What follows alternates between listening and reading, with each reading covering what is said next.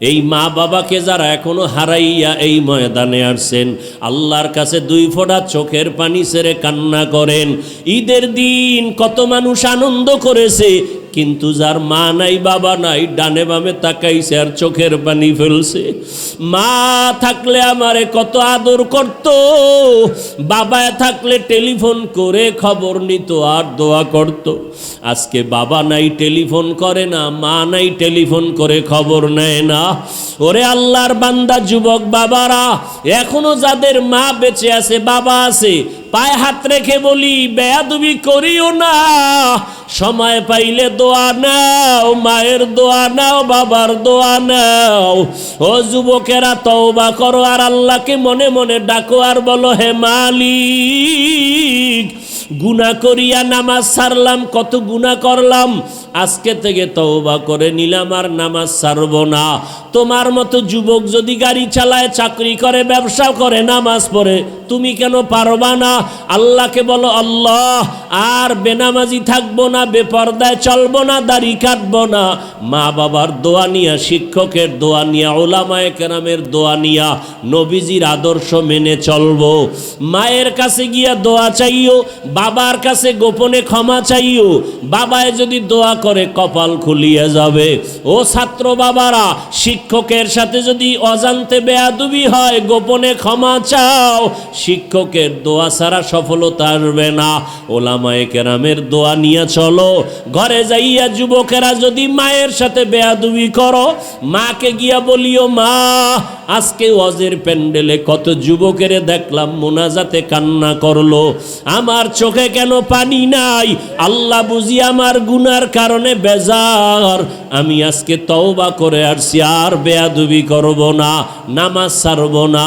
মা তুমি আমাকে মাফ করে মাথায় হাত দিয়া দোয়া করে দাও, আর বেয়াদবি করব না। যুবক যদি মাকে বলতে পারো, দেখবা মায়ের চোখে পানি চলে আসবে। মা তোমারে ডাকবে আর বলবে, বাবা আয়। মাথায় হাতটা দিয়া কাঁদবে আর বলবে, ও আরশে আজিমের মালিক, আমার সন্তানটাকে তুমি মাফ করে দাও, দিনের জন্য কবুল করে নাও। ওই মা বাবার দোয়া নিয়া, শিক্ষকের দোয়া নিয়া, উলামায়ে কেরামের দোয়া পরামর্শ নিয়া, নবীর আদর্শ মেনে যদি চলার নিয়ত করো, তওবা করার খাঁটি নিয়ত থাকে, মা বোনেরাও তওবা করেন, আর বেপরদায় চলবেন না, নামাজ ছাড়বেন না, স্বামীর মাল হেফাজত করবেন, সন্তানগুলো আদর্শওয়ালা বানাবেন, স্বামীর সাথে চোখ গরম করবেন না। স্বামী বাজারে বাহিরে গিয়া কত পরিশ্রম করে কামাই রুজি করে আপনাকে আরামে ঘুম পাড়ায়, খানার আয়োজন করে, এগুলো যদি জানতেন কষ্ট দিতেন না। এবং স্বামী হিসাবে যারা আছেন, আপনারাও কিন্তু খেয়াল রাখতে হবে, ঘরের একটা নারী বাচ্চা নিয়ে কত কষ্ট করে, খানার পাকের ঘরে কত কষ্ট করে সংসারটাকে গুছায় রাখে। আল্লাহর মোহাব্বত নিয়ে তওবা করে সন্তানটাকে দুজনে মিলে আদর্শওয়ালা বানাবেন। নামাজ পড়ে পড়ে আল্লাহর কাছে দোয়া করবেন, আর বেনামাজি থাকবেন না, বেপরদায় চলবেন না। ও বৃদ্ধ বাবাজিরাও তওবা করেন, যুবকেরাও মনে মনে তওবা করো রে বাবা।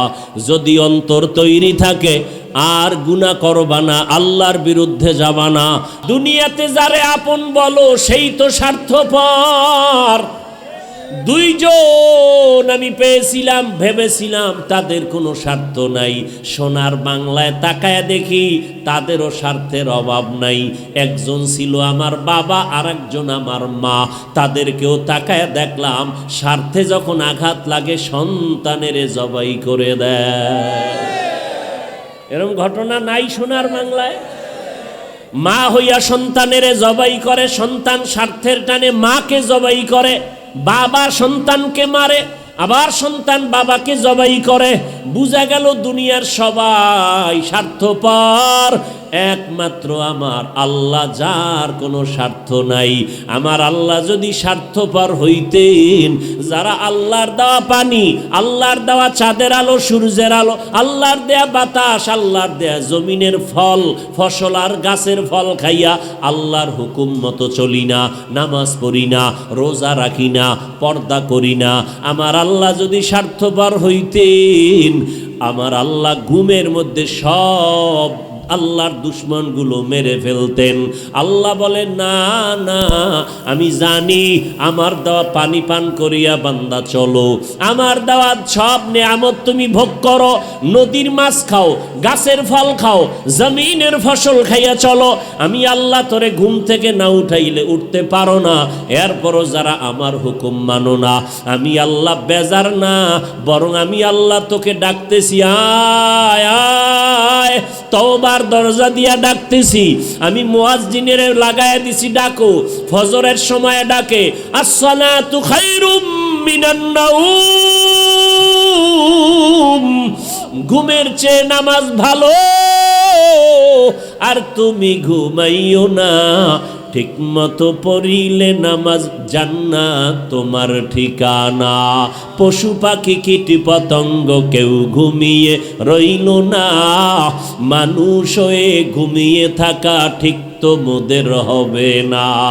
আহাতে মন কঠিন দিনেতে নামাজ তোমায় ভুলবে না, ঠিক মতো পড়িলে নামাজ জান্নাত তোমার ঠিকানা। আমার প্রাণের ভাই বোনেরা জলদি করে উঠে যাও, ওযু করে তাড়াতাড়ি নামাজ পড়তে লেগে যাও। আহা নবী বেনামাজির শাফাআত করিবেন না, ঠিক মতো পড়িলে নামাজ জান্নাত তোমার ঠিকানা। ঘুমের চেয়ে নামাজ ভালো, আর তুমি ঘুমাইও না, ঠিক মতো পড়িলে নামাজ জান্নাত তোমার ঠিকানা। আল্লাহ বলেন আমি রাগ না করিয়া বারবার ডাকলাম, আসো ফজরের নামাজে, যদি সেজদায় যাও পেছনের সব গুনাহ মাফ। ফজরে পাই নাই, আমি আল্লাহ বেজার না।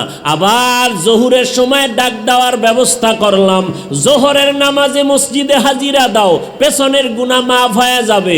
জোহরের নামাজেও তোমাকে পাই নাই, আমি আল্লাহ আবার আসরে ডাক দেওয়াইলাম, আসো হাইয়া আলাস সালাহ, আসরেও তুমি হাজিরা দাও নাই, আমি আল্লাহ রাগ করি নাই। আবার মাগরিবে ডাক দিলাম, আয়, মাগরিবেও যদি আসো পেছনের গুনাহ মাফ। মাগরিবের হাজিরায় তোমারে পাইলাম না, আমি আল্লাহ রাগ না করিয়া এশায় ডাকলাম, আসো, এশার নামাজেও তুমি আসলা না, আমি আল্লাহ এখন রাগ না। এবার আমি আল্লাহ মায়ার দরজা খুইলা আমি আল্লাহ নিজে রেডি হয়েছি, এখন আর মুয়াজ্জিন ডাকবে না, আমি আল্লাহ নিজে রেডি বান্দাকে ডাকার জন্য। গভীর রাতে প্রথম আসমানে হাজির। অতিও গভীর হয় রজনী যখন, নীরবে প্রভুর নাম জপিও তখন। প্রভুর করুণা যদি পাইবারে চাও, প্রভুর করুণা যদি পাইবারে চাও, গভীর রাতে উঠে প্রভুর গুণগান গাও। আল্লাহ প্রথম আসমানে আসেন প্রতিদিন নাকি মাসে একদিন? কোন টাইমে? ফজরে, জোহর, আসর, মাগরিবে, এশায়। কখন? রাতের শেষ ভাগ। রাতের শেষ ভাগ। কেন আসেন? আপনাদের থেকে কিছু নিতে না বান্দাকে দিতে? আপনাদের কিছু লাগে না? লাগে? তাহলে নাক টেনে রাতে ঘুমান কেন? অতিও গভীর হয় রজনী যখন, নীরবে প্রভুর নাম জপিও তখন। প্রভুর করুণা যদি পাইবারে চাও, গভীর রাতে উঠে প্রভুর গুণগান গাও। এমন একজন ভালো মানুষ ভালো হয় নাই ভোর রাতে আল্লাহকে না ডেকে। আল্লাহকে ডাকে, কারণ মালিক তখন আসেন বান্দাকে দেওয়ার জন্য। কি দিবেন? আল্লাহ বলেন, আলা মুস্তাগফিরিন ফাগফির আলা। রাসূলের হাদিস, আল্লাহ ডেকে ডেকে বলে, ও গুনাহগারেরা, কি পরিমাণ গুনাহ করছো। বান্দা ভয়ে কয়, আল্লাহ গুনাহ তো বেশি। বলে, কত বেশি? কয়, পাহাড় পরিমাণ। আল্লাহ রহমতের দরজা খুইলা কয়, তোর পাহাড়ের থেকেও আমার রহমত আরো বড়। বান্দা কয়, গুনাহ করেছি, জমিন বরাবর। আল্লাহ কয় তোর গুনার বোঝা জমিন যত বড়, আমি আল্লাহর দয়া আরো বড়। বান্দা তুই গুনাহ যদি করো আসমান বরাবর, আসমান যত বড় তার থেকে আমার দয়া আরো বড়। তোর গুনাহ যদি হয় সমুদ্রের ফেনা পরিমাণ, আমার দয়া আরো বড়। তুই যদি গুনাহ করো 50 বছর পর্যন্ত, 70 বছর পর্যন্ত গুনাহ করো, আমি তোরে ক্ষমা করতে 1 সেকেন্ড লাগবে। আতিনা ফি দারে দুনিয়া না হাসান, আতিনা ফি দারে উকবা না হাসান, ইয়া গিয়াসাল মুস্তাগীসিন ইহদিনা লফতিখারা বিল উলুমে ওয়াল গিনা। হর গড়ি দে নেকো তু তৈয়ার হ্যায়, जो न मांगे उससे तू बेजार है। ওয়াল আসর, আসরের শপথ, ইন্নাল ইনসানা লাফি খুসর। আল্লাহ শপথ করে বলেন সব মানুষ জাহান্নামে যাবে, ইল্লা কিন্তু 4 গুণওয়ালারা জাহান্নামে যাবে না। কয় গুণ? 1 নাম্বার গুণের নাম ঈমান, দ্বিতীয় গুণের নাম নেক আমল। এই 2টা গুণ অর্জন করার পরে এরপরে আরো 2টা গুণ আছে। ঈমান আমলের দাওয়াত অন্যকে দাও, যারা ঈমান আমলের বিরোধিতা করে তাদের বাধা দাও। এই 4টা গুণ যদি অর্জন করো, আল্লাহ বলে আমার কুদরতি ক্ষমতায় তোমাকে বিনা হিসাবে জান্নাত দিয়ে দিব। ভাইরা আমার, আল্লাহ দরজা খুলে রাখছেন ওয়াল আসরে সূরার দ্বারা। আল্লাহ আসরের শপথ করে বলেন। আল্লাহ শপথ করার অনেক কারণ বলার সময় নাই। এখানে আসর মানি 25টা অর্থ আছে আসরের। আমি একটা অর্থ সামান্য টাইম বলি। আসরের এক অর্থ হলো সময়। আসর অর্থ কি? তার মানে সময়ের শপথ। আল্লাহ পাক শপথ করলেন কেন? কয় শুধু এখানে না, অনেক জায়গায় তো করেছেন। তিন, তিনের শপথ।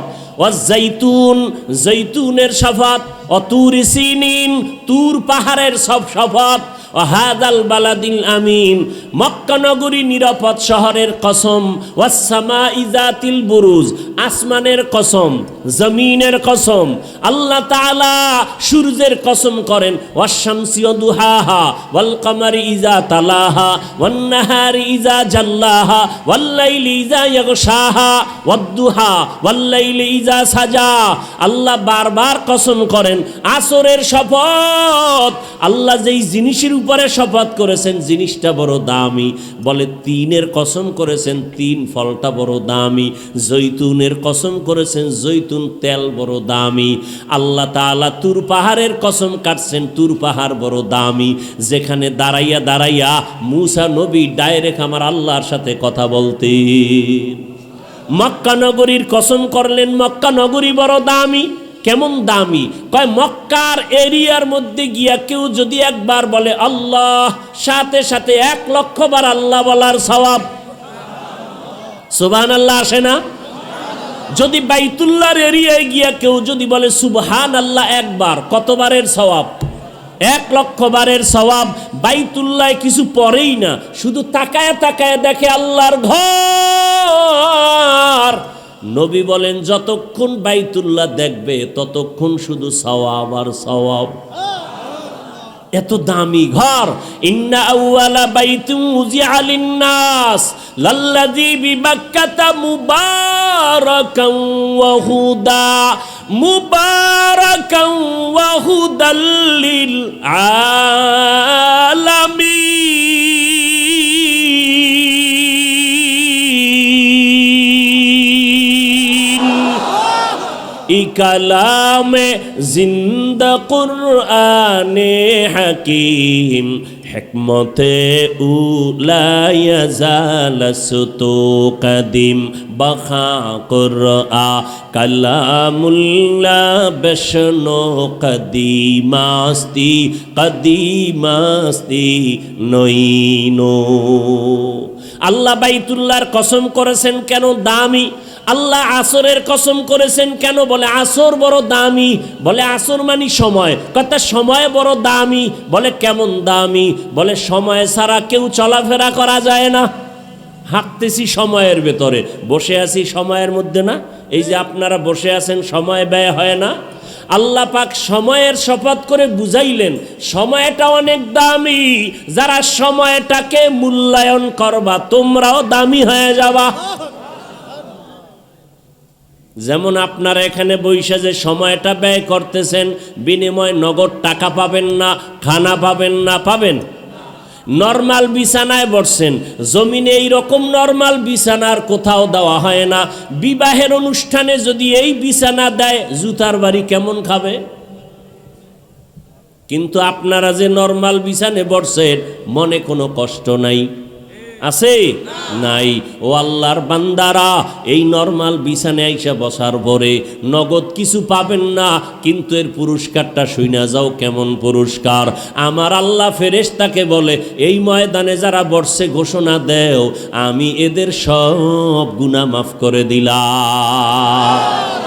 या इलाही मुझसे मुझको दूर कर, ताके देखो मुझ में तुझको एक नजर। या इलाही तू मेरा माबूद है, या इलाही तू मेरा माशूक है। কষ্ট হইতেছে? আর একটু সামনে আগাবো, আল্লাহ কবুল করেন। ভাইরা আমার, আল্লাহ রাব্বুল আলামিন এত দয়াময়। রসুল বলতেছেন, কেউ যদি এশার নামাজ পড়ে ঘুমায় যায়, কোন নামাজ? এশার নামাজ পড়ে যদি ঘুমায় যায়, আবার ঘুম থেকে উঠে যদি ফজরের নামাজ আদায় করে, ঘুমাইয়া যেই সময়টা কাটাইলো, ওই সময়টাও নেকের পাল্লায় ওজন করা হবে। সময়টারে কাজে লাগাও। দুনিয়ার লাইনেও যারা কাজে লাগাইছে তারা দামি হয়ে গেছে, কথা ঠিক না? এ যুবক, তোমার মতো যুবক স্কুলে পড়ে, কলেজে পড়ে, ভার্সিটিতে পড়ে, doctor, professor, engineer, OC, DC, SP, MP, মন্ত্রীর অভাব নাই। তোমার জীবনটা দুর্বল, তুমি চাকরি পাও না। আর তোমার ক্লাসের বহু যুবক চাকরি পেয়ে গেছে, এখন র্যাব, আর্মি, পুলিশের চাকরি করে, আছে না নাই? কারণটা কি রে বাবা? ওরা সময়টারে কাজে লাগাইয়া অপচয় নষ্ট করে নাই। তোর মতো যদি মোবাইলে গুনাহ করে কাটাইতো, লেখাপড়া না করতো, কপালে জীবনে চাকরি হতো না, কথা ঠিক নি? ও আমার যুবক বাবারা, যারা সময়টারে কাজে লাগাইছে তারাই কিন্তু এসপির চেয়ারে বসা, ডিসির চেয়ারে বসা, তারাই কিন্তু এমপি হয়, তারা মন্ত্রী হয়, তারা ডাক্তার, তারা প্রফেসর, তারা ইঞ্জিনিয়ার। সময়টারে কাজে লাগাইছে। আর এখন সময়টারে কাজে লাগায় আমরা যুবকরা মোবাইল নিয়ে, না হুজুর সময় একটু অপচয় হয় না, 1 সেকেন্ড অপচয় করি না, সারা রাত মোবাইলে আকাম চলে। আল্লাহ হেদায়েত দান করুন, আল্লাহ হেদায়েত দান করুন। এই যুবকেরা, কবি নজরুলের কত গুণগান গাও। তোমার মতো যদি গুনাহ করতো, কবি নজরুল ইতিহাসের পাতায় আসতো না। ডাক্তার জাকির নায়েকের কে না জানে এই এলাকায়? নাম জানেন না ডাক্তার জাকির নায়েক? সম্মান আছে না নাই? টাকার গরমে, ক্ষমতার গরম না। আমি যে এতক্ষণ কষ্ট হয় কথা বলতে, বয়ান করি, কিন্তু একবারও বলি নাই আমার কলিজার যুবক স্কুলে তালা দিয়া মাদ্রাসায় যাও বলছি? বলি নাই। তাবলিগে যাও, পীরের কাছে যাও, কওমি মাদ্রাসায় যাও, আমার মতো হুজুর হয়ে পাগড়ি লাগাও, বলি নাই। বরং আমি সারা বাংলাদেশে আমার যুবকদের সুন্দর একটা আওয়াজ দেই, আমার কলিজা দিয়া বলি, যুবক স্কুলে পড়ো, ধন্যবাদ, আমি দোয়া করে যাই। তুমি কলেজে পড়ো, দোয়া করি ডাক্তার হও, ইঞ্জিনিয়ার হও, প্রফেসর হও। আমি দোয়া করি তুমি একজন ওসি, ডিসি, এসপি হও। কিন্তু একটা ছোট দাবি, বেয়াদব হইও না। কি হইও না? সারা বাংলাদেশে আমার এই কথাগুলো কমন বলতেই থাকি, বেয়াদব হইও না। অনেকে প্রশ্ন করবা, হাফিজ ভাই ডাক্তার হব, ইঞ্জিনিয়ার হব, বেয়াদব হব না। তার ব্যাখ্যা কি? ব্যাখ্যা হলো 3 জায়গায় বেয়াদবি করবা না, করলেই তোমার মরার আগে জুতার বাড়ি, জীবনের সম্মানের নজর পাইবা না। 1 নাম্বার জায়গা মা বাবার দোয়া, 2 নাম্বার জায়গা শিক্ষকের দোয়া, 3 নাম্বার জায়গা উলামায়ে কেরামের দোয়া। এই 3 জায়গায় যদি বেয়াদবি করো, আল্লাহর কসম, ডাক্তার হলেও জুতার বাড়ি, ইঞ্জিনিয়ার হলেও তোর জুতার বাড়ি। আর 3 জায়গার দোয়া নিয়ে যদি ডাক্তার হও, আকাশ বরাবর সম্মান, গোটা দুনিয়াতে সবাই মাথায় নিয়ে তোমাকে সম্মান করবে, মরিয়া গেল তোমার সম্মান থাকবে। কয় জায়গা? মা বাবা, শিক্ষক আর উলামায়ে কেরাম। এই জন্যই তো ডাক্তার জাকির নায়েকের এত সুনাম। আরামগো সোনার বাংলার ডাক্তার তাসনিমা নাসরিন, সেও MBBS ডাক্তার, কিন্তু কপাল এত খারাপ, মরলেও তার লাশটায় জমিনে আসার কোনো সম্ভাবনা নেই। শুধু একটাই কারণ, আল্লাহর সাথে, কোরআনের সাথে, আলেমদের সাথে বেয়াদবি করেছে, বোরকার বিরোধিতা করেছে। কিন্তু মুসলমানের আন্দোলন যখন শুরু হয়েছে, তাসনিমা সে বোরকা পরিয়াই পালায়ন করেছিল। এর নাম কপাল। ডাক্তার হও, বেয়াদব হয় না। ইঞ্জিনিয়ার হও, বেয়াদব হয় না। মা বাবার অভিশাপ নিও না, শিক্ষকের বরদোয়া নিও না, আলেমদের বরদোয়া নিও না, কপাল পুড়ে যাবে মরার আগেই। আমি রাস্তায় চলি সারা রাত 12 মাস, মাঝে মাঝে কিছু উলঙ্গ পাগল দেখি ইংলিশে কথা কয়। যুবক পাগল আবার ইংলিশ কয় কেন? ও আলাদা কি কোচিং করে কোথাও ইংলিশ? না, ভেবে ভেবে পাইলাম যে আসলে একটা ভালো ছাত্র ছিল স্কুল কলেজের, বেয়াদবি করে অভিশাপ পাইয়া পাগল হয়ে গেছে। এই যুবক, এরম পাগল নাই? পাগল হইতে কি তোমার গল্লা কাটতে হবে? তোমার ব্রেনের একটা তার উল্টা হয়ে গেলে তুমি পাগল, কথা কাউকে চিনবা না, শেষ, কারবার শেষ। 3 জায়গার দোয়া নাও, কসম আল্লাহ, তোমার ডাক্তার ইঞ্জিনিয়ার হলো সর্বোচ্চ সম্মান আল্লাহ দিবেন, মরার আগেই দেখবা সম্মান। আর যদি এই 3 জায়গায় বেয়াদবি করো, তুমি যাই হও না কেন, মাওলানা হলেও তোমার কপালে শনি আছে, জুতার বাড়ি আছে। বড় কঠিন জিনিস। এইবার যুবক বাবারা, অনুরোধ করে বলছি, রে যুবক, তুমি যুবক স্কুলে পড়ো, ডাক্তারি পড়ো, ইঞ্জিনিয়ারিং পড়ো, ওখানে থাইকা আদওয়ালা হইয়া নবীর আদর্শ মেনে চলো, দেখবা জীবন সুন্দর হবে। ও উজিরপুরের যুবক বাবারা, আমাকে একটু জবানটা খুলে জ্ঞান খাটায় জবাব দাও। তোমার মতো যুবক স্কুল কলেজে পড়িয়াও নামাজ পড়ে, সত্য বলো আসেনি? তোমার পাও 2টা হাত রেখে বলি, বলো তুমি কেন পারো না? তোমার উপরে না জানি কার বরদোয়া লাগছে। তোমার মতো যুবক doctor, professor, engineer, RAB, army, police, বিডিআরের চাকরি করে, নামাজি আছে না নাই? তুমি কেন পারো না? তোমার মতো যুবক জেনারেল লাইনে পড়ে, রাস্তায় গাড়ি চালায়, নামাজ ছাড়ে না, বলো যুবক তুমি কেন পারো না? তোমার মতো যুবক সন্তান জেনারেল লাইনে পড়ে, ওই ওসি ডিসিএসপি নামাজি অভাব নাই, তুমি কেন পারো না রে বাবা? আমি তো চাই তুমি ডিসি হইয়া নামাজ পড়বা, আর আমাদের চিৎকার দেওয়ার প্রয়োজন হবে না। তুমি এমপি হও, নামাজ পড়ো, তুমি ব্যবসা করো, নামাজ পড়ো, তুমি চাকরি করো, নামাজ পড়ো, জীবনটা তোমার ধন্য হয়ে যাবে। ও যুবক, আল্লাহর গোলাম, এখনো সময় আছে, তওবা করে নাও। ও পর্দার আড়ালের মা বোনেরা, কয়দিন আর দুনিয়াতে বাহাদুরের মতো চলবেন? এই এলাকায় আপনাদের মতো কত মা, কত বোন এখনো আছে, পর্দা করে, নামাজ পড়ে, এমন মহিলা আছে না নাই? ভিন্ন মা বোনেরা যারা মাইকের আওয়াজ শুনতেছেন, আপনাদেরকে বলে যাই, আপনারা কেন নামাজ পড়তে পারবেন না? পর্দা রক্ষা করে চলতে পারবেন না। সন্তানদের যত বয়ান শুনাইলাম, মা আপনার দোয়া না থাকলে এগুলো হবে না। মা বাবা গাছ ভালো হলে ফল যেমন ভালো হয়, মা বাবার চরিত্র আদর্শ ভালো হলে সন্তানও ভালো হবে। এই দুনিয়াতে যত ভালো ভালো সন্তান আছে মায়ের অবদানের কারণে। মায়ের আদর্শ ভালো, সন্তানের আদর্শ ভালো।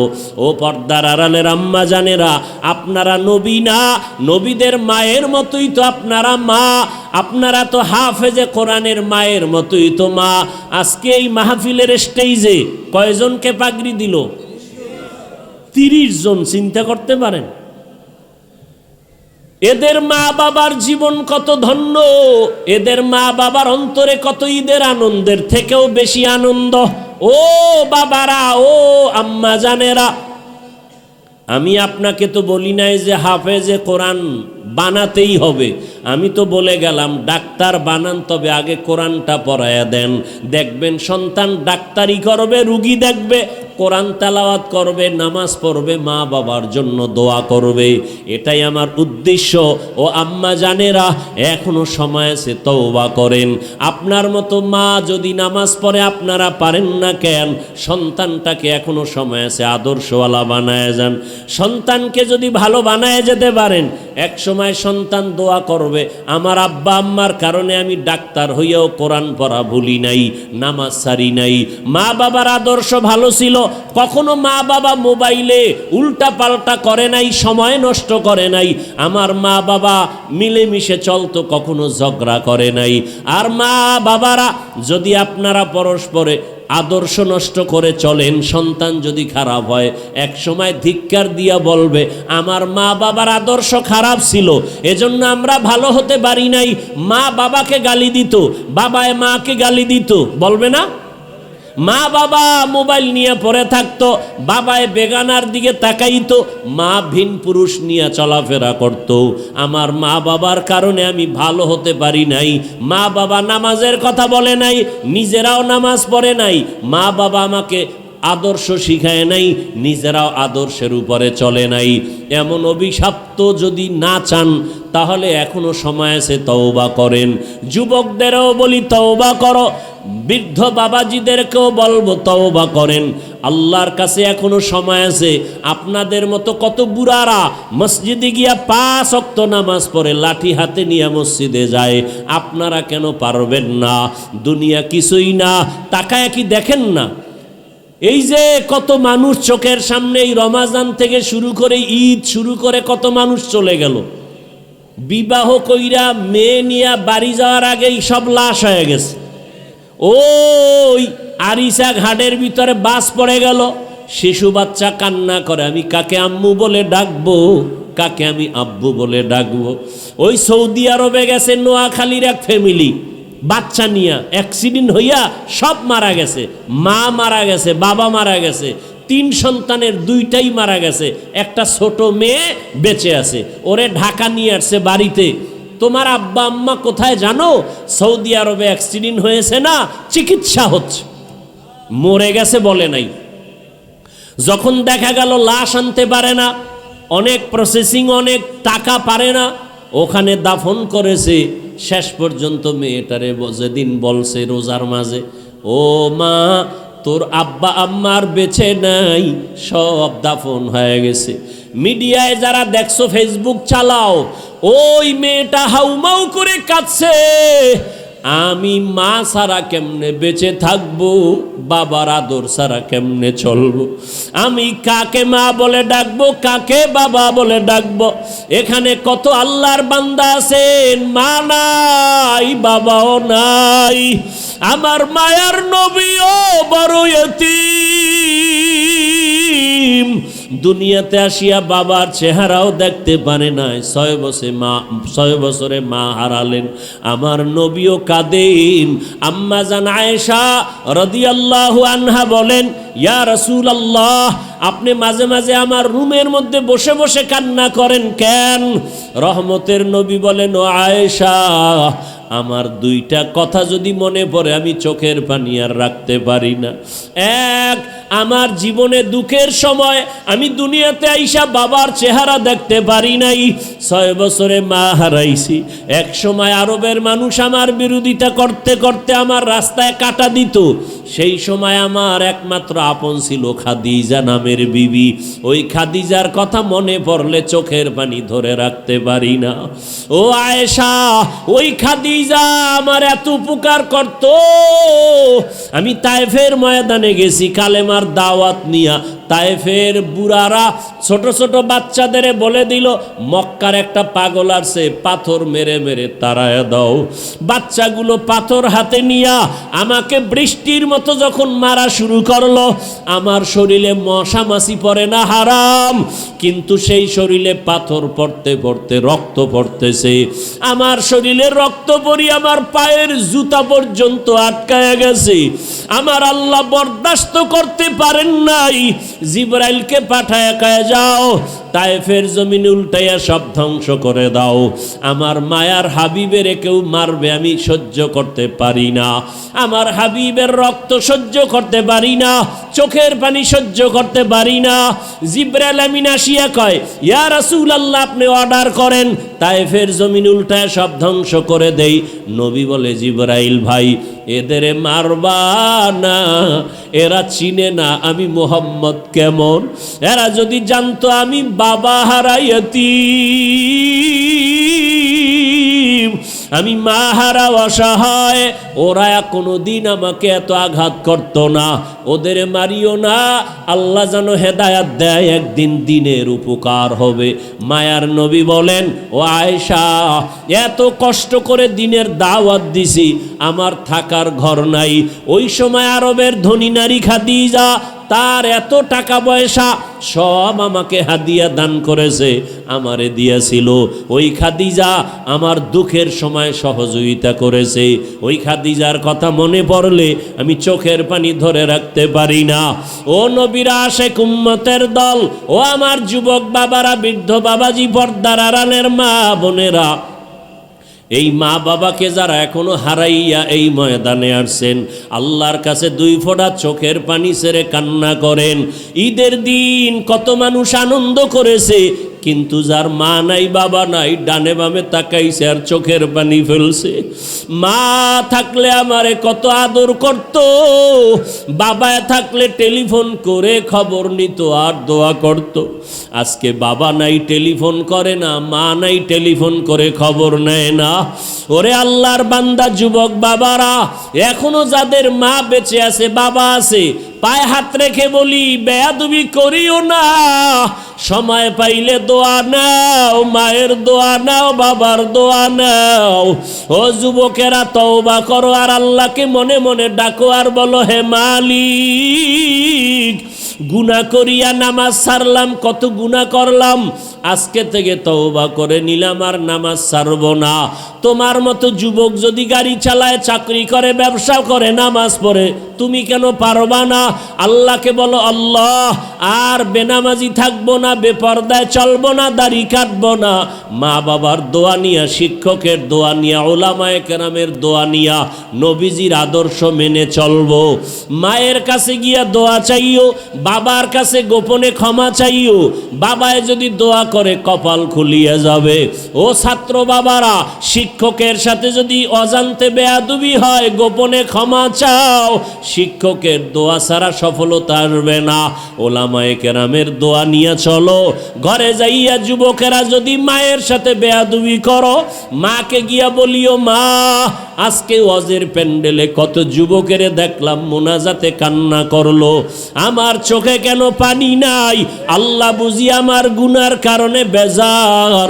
আমি আজকে তওবা করে আসছি, আর বেয়াদবি করব না, নামাজ ছাড়ব না। মা, তুমি আমাকে মাফ করে মাথায় হাত দিয়া দোয়া করে দাও, আর বেয়াদবি করব না। যুবক যদি মাকে বলতে পারো, দেখবা মায়ের চোখে পানি চলে আসবে।